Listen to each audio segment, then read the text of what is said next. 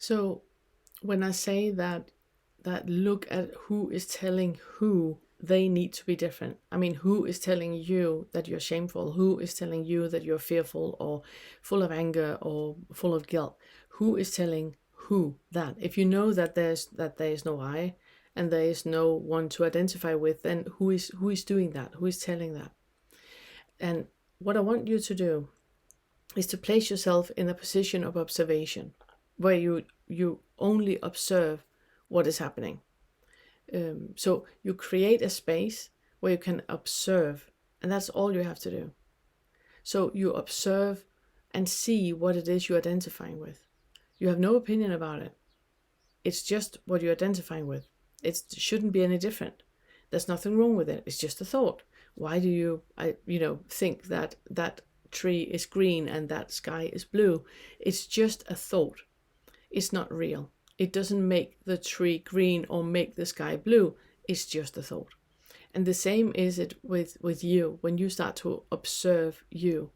That you put yourself in that space where you only observe. You have no opinion about anything. You just observe what is there and are curious to what is there. And you need to do that because it's holding you back in your direct experience. There is a very, very clear sensation in your body if you close your eyes right now.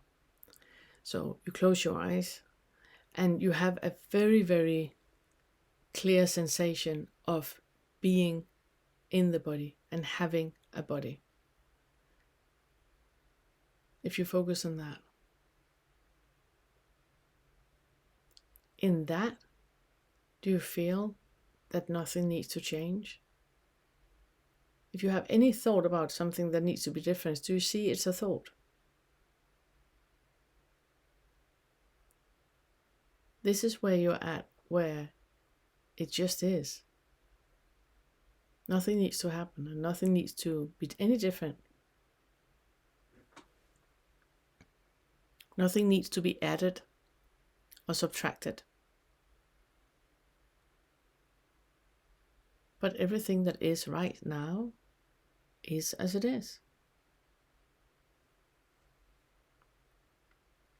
And that's the point. That's the point.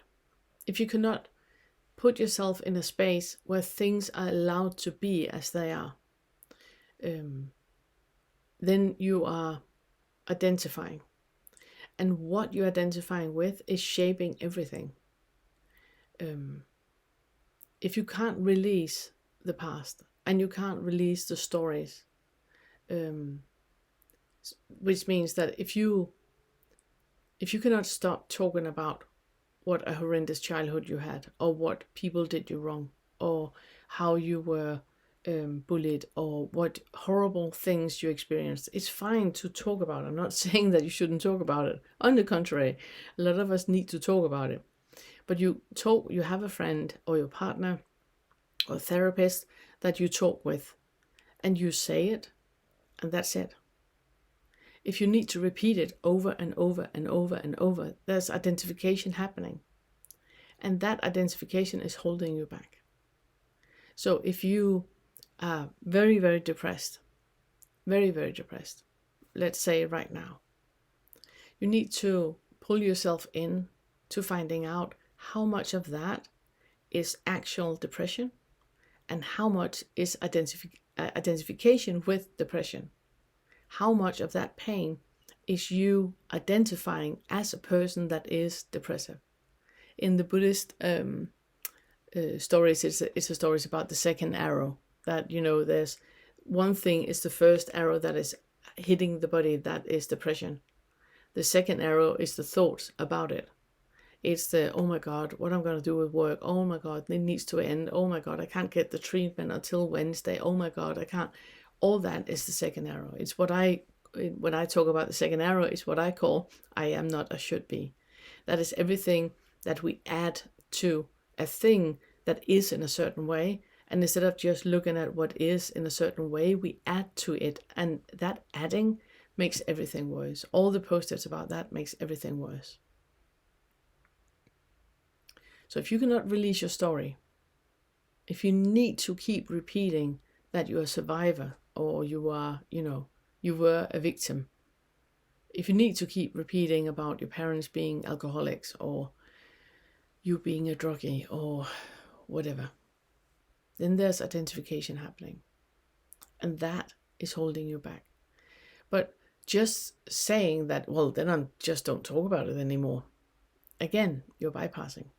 You need to look into why you talked about it. You need to look into why, because everything we do with a purpose. And if you keep talking about your depression, let's say, or you keep talking about your violent childhood, then that is giving you something. And I know you don't want to hear this. You're harvesting something by that story. You're getting something out of it.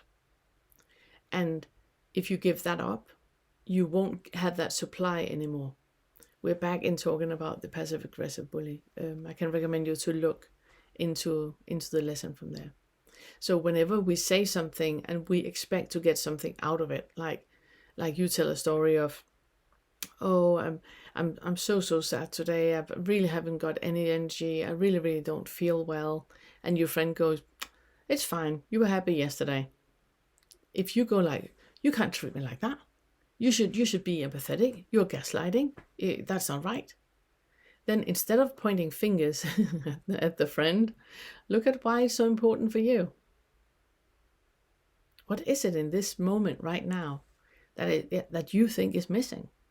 You think that someone else needs to do better for you. You have a story and you want everybody to react in a certain way to that story. That is identification. If you have a story and people don't react in a certain way, and that's fine, then you are where you can put yourself in the observing role. Okay, why did I repeat that story? Why did you do that? So there's no judgment about you not doing it or that you should have done things differently. It's just curiosity to why did you do like you did? Why are you telling this story again? Why do you have an opinion about that person? Why is that? Just be curious. Just be curious. I want to thank everyone that are showing your appreciation of the Awakening curriculum by buying me a cup of tea and becoming members of the YouTube channel. I truly appreciate that gesture. It means so much to me, and it also makes it possible to keep the channel and the homepage free from paid promotion and all that stuff. So thank you so much. And if you're new to the channel, then you find the full Awakening curriculum either on the YouTube channel or on my homepage, themore.uk. The Awakening curriculum is a free resource for you to use the Fetter work in resolving the effects of trauma and integrating insights of non-self and non-duality into your daily life and become awake.